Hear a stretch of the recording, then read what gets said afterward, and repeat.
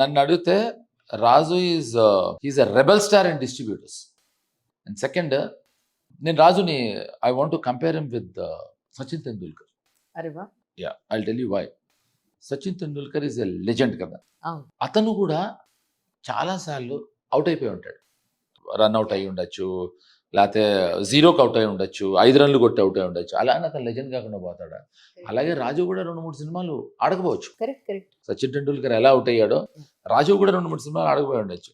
But రాజు ఆడిన సినిమాలు, తను తీసుకున్న ఛాన్స్ సినిమాలు, తను చేసిన ఒక మేజర్ డెసిషన్ స్టెప్ సినిమాలు I think has more value. అందుకే నాకు రాజు అంటే చాలా రెస్పెక్ట్.